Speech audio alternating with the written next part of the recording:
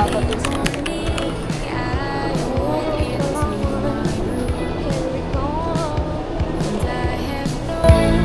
Idea what to do, but I'm so sure that I don't need you. Oh baby, just do not cry over spilled milk.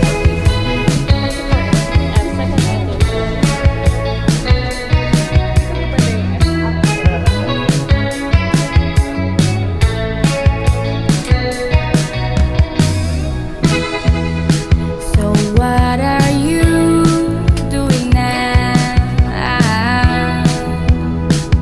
Such a waste, oh a waste of.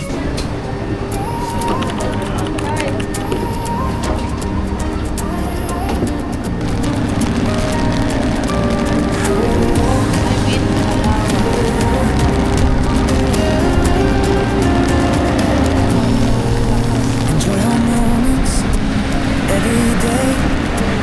Every night there may not be a tomorrow. Therefore enjoy today. In the present moment, neon rivers paint the rainy slick street below. Sirens hum a midnight melody. My heels click rhythm on the pavement's beat. Warm breeze It's raining. Nandito na ako sa Palawan. Solo travel is in kahit may habagan. But it's all good in the fun. Kasi, you know, it's adventure, bro. Adventure. So, 1 p.m. pa ako alis dito ng Puerto papuntang Port Barton. So, kakain na ako ng lunch dito. Paglabas ko. Kukunin ko pa yung luggage ko. Let's go. Ha? Bukas lalo yung ulan. laughter bubbles, love's electric spark. No pause for shadows, leave the dark. We're alive right here, beneath the skyline's glow. Dive into the rhythm, let the current flow. Every second's treasure, fragile, fleeting, true. This heart beats now, just me and you. Streetlights blur to liquid gold as I spin. A stranger smile, a gift I take within. Raindrops kiss my cheeks, unexpected dew. Yet warmth ignites where every droplet lands new. No script, no map, just pure uncharted grace. I breathe the chaos, find my sacred space. Life's a flavor, savory, sweet and bold. Savor every bite, both young and old. When the storm rolls in, don't hide away. Meet it dancing, turn the gray to day. Finally here at Puerto Princess South Travel is on. Grabe, hindi ako makapaniwala na nandito ako sa Palawan mag-isa ngayon. Grabe, fantasy ko talaga to noon ha. Nandito tayo mag-celebrate ng 26th birthday natin. Natin? Wala, nasan si Kuya? Napapagod na ako. Medyo malayo din siya. Feeling ko lokal na ako dito sa Palawan.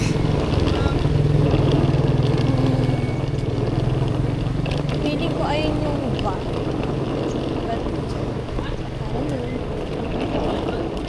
Wait lang.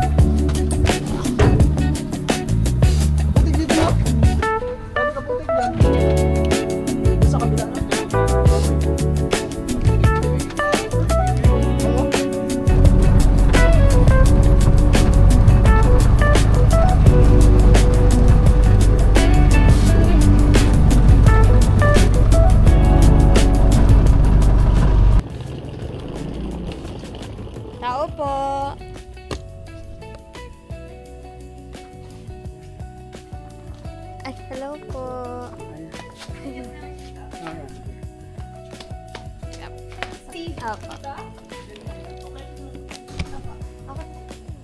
Pasok. Sige po. Hindi naman kayo mag-isama. Solo mo.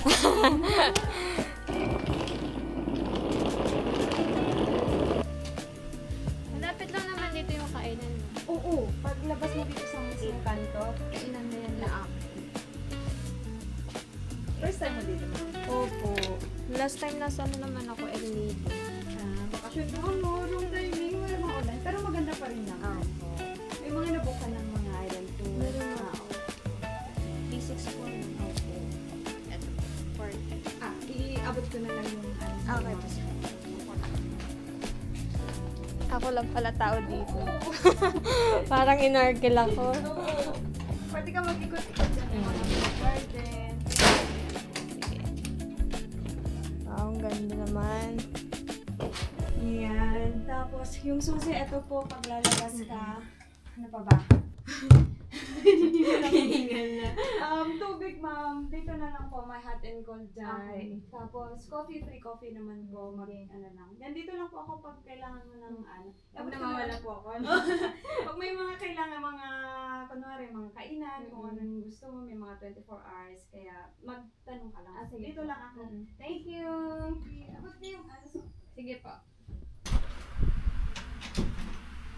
Finally here. Grabe. Oras na ako nakarating. Oras ako sa bahay alas 4. Sa Bulacan. Anong oras na? I thought may TV sila. Sayang naman. Wala sana ako na ba ni Gio. But anyways. Mag-refresh lang ako.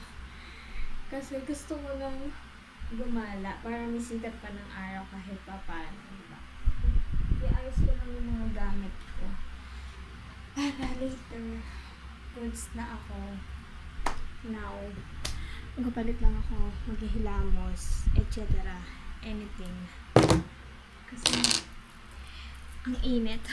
Hi guys, so kakatas ko lang mag-ayos and lalabas na tayo para makita natin yung dagat and maghanap na rin tayo ng pang-dinner natin kasi wala pa ako one full meal simula nung umalis ako sa bahay. Kumain na ako sa airport ng Dunkin. Yung munchkins lang, tag-isa pa. So, this is summer outfit. Wait.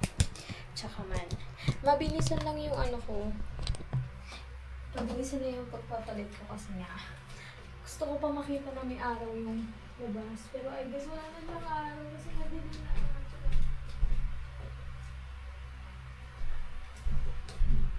Madilim na nga pero it's fine. Pero kakain tayo sa labas. So, let's go. Naglalakad na tayo dito sa labas. And mukhang paulan na pero it's fine. Makakauwi kung makakauwi. Super putik para kung nasa amin. So, ayan siya. Oh my God. Probinsya feels. Ayan dito. Nakakatawa.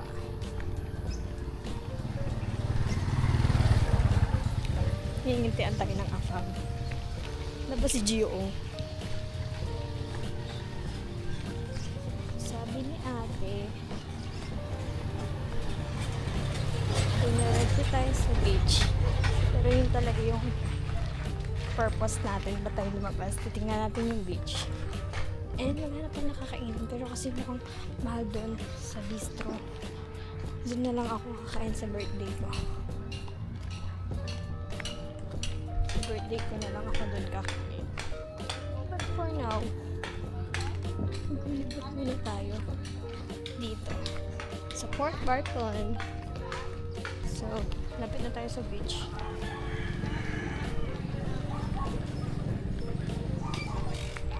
Sana hindi ako mawala dito.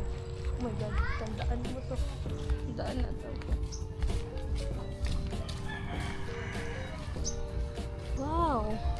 May kainan din pala dito.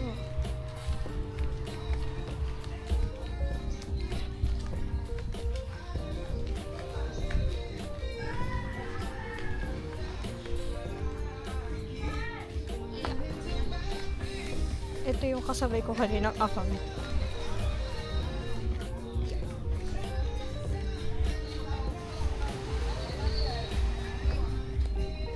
Wow!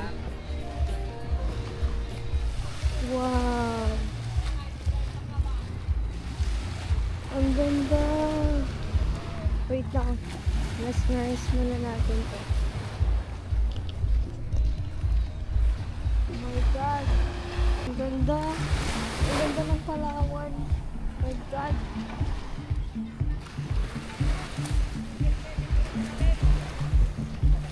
It's so amazing.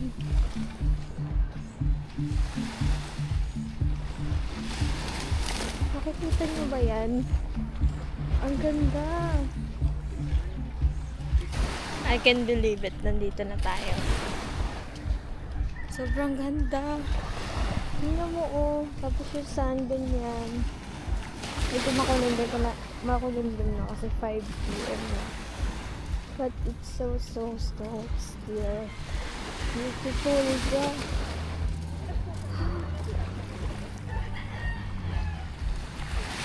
My island life is raining, bro. Literally. Hindi mo na ako kakain sa medyo mga mahal. Kasi marami pa tayong pagkakagastusan. Labay mura-mura lang. Ang ganda ng Port Barton. Sana next time na mag-travel ako, may kasama na ako. Kasi ang ganda. Lipat tayo sa Port Barton na kinakainan nila Gioong. Nag-i-stay lang din sila dito. Pwede mag-swimming. Kaso wala pa akong time. Tapos na tayo mag-swim. Anyways, nagugutom na talaga ako. But napakaganda talaga ng Port Barton. Sobrang ganda. Ang ganda-ganda, sobra. Oh my God. Yung tubig, tapos yung tubig niya hindi ganun malansa.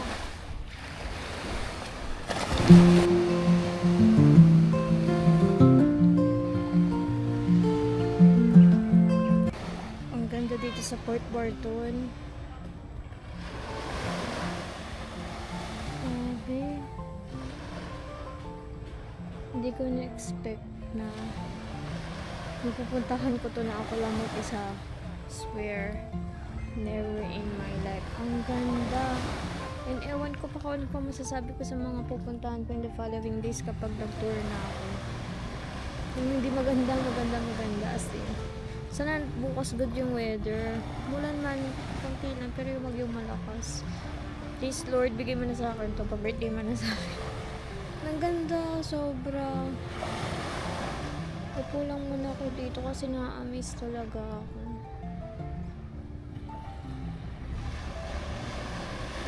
Totoo ba to? Totoo ba ito nangyayari?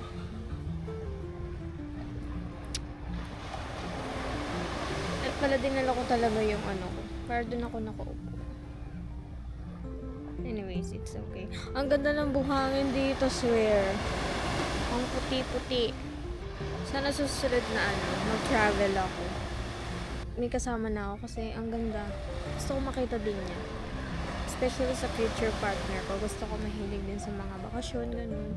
Kasi minsan lang naman yun sa buhay natin. Tapos maka-experience pa tayo ng iba't ibang bagay-bagay. Ang ganda ng Port Barton. Tapos, chill lang siya. Kasi July ngayon, so hindi daw talaga ganong maraming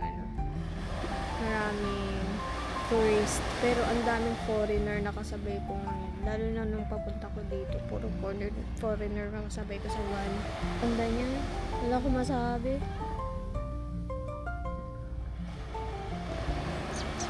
Imagine, pinupuntahan na nila Gioong.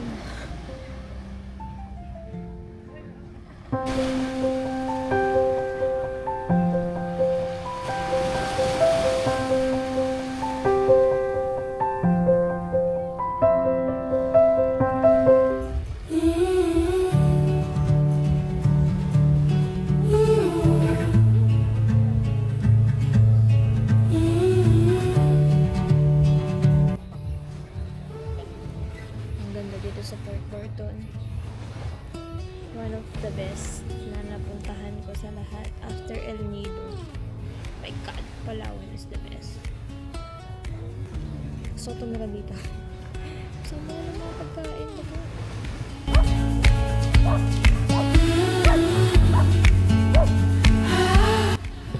After so many hours ng biyahe, kain din ang masarap.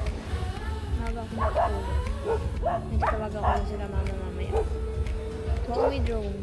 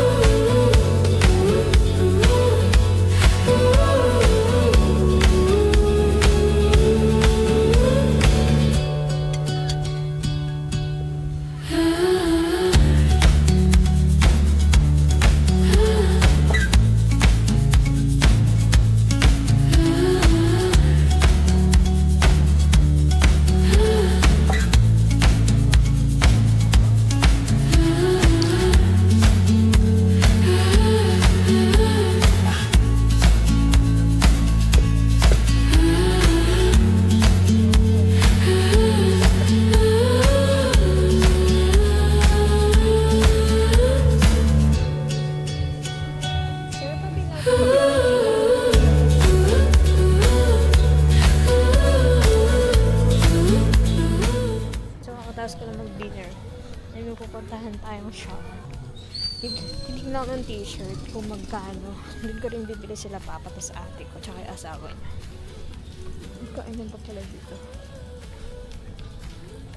Ito yun. Ito mahilig sa Thai. But I'll try yung pad Thai. Diyan. Paano?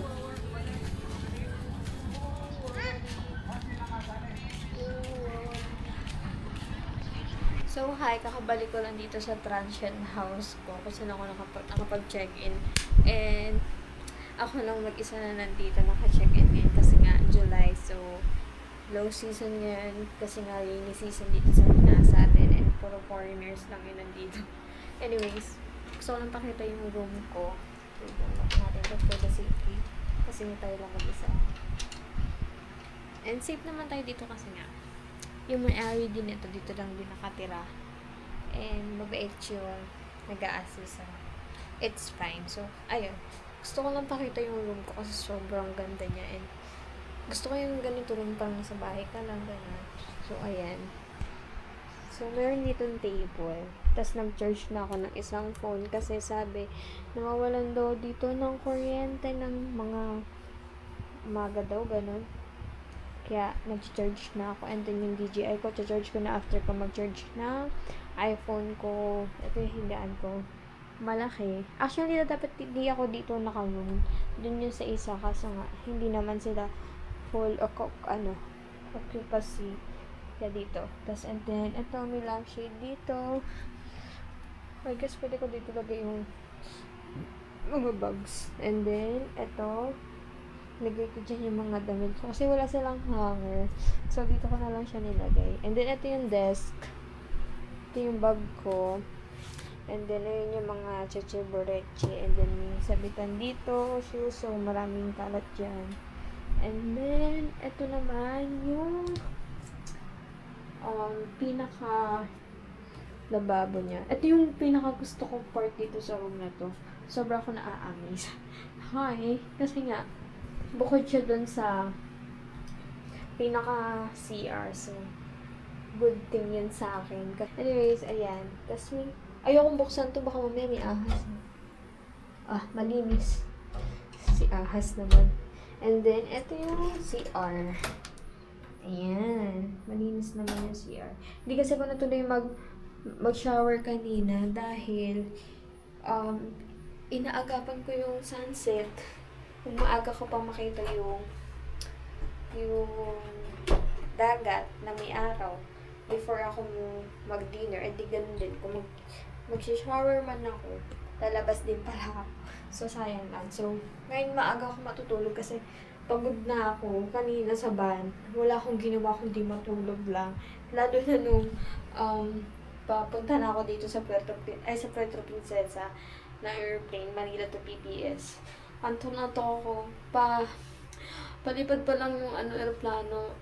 Tulog na ako. Naramdaman ko na lang gumagano na yung airplane. So, antok talaga ako kasi nga 4 a.m. ako nagising kasi nga umalis din yung mga nanay ko, nagpunta sila ng Batangas, nagsimba sila dun. So, kaya sinabay na nila ako. So, ayun lang. Gusto ko lang itong i-document para in the near future mapapanan ko siya na ito yung first travel ko na ako lang mag-isa kasi kanina ever since, oh my god, hindi ako makapaniwala na nandito ko na mag-isa, diba?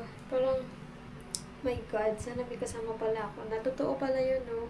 In the middle of your tour, kahit first day mo pa lang, marirealize mo na lonely ka talaga, pero in the fact na ganun, may matututunan ka din lalo sa sarili mo. Lalo kasi ako, mahilig talaga ako mag-isa. Umalis ako mag-isa, ganun.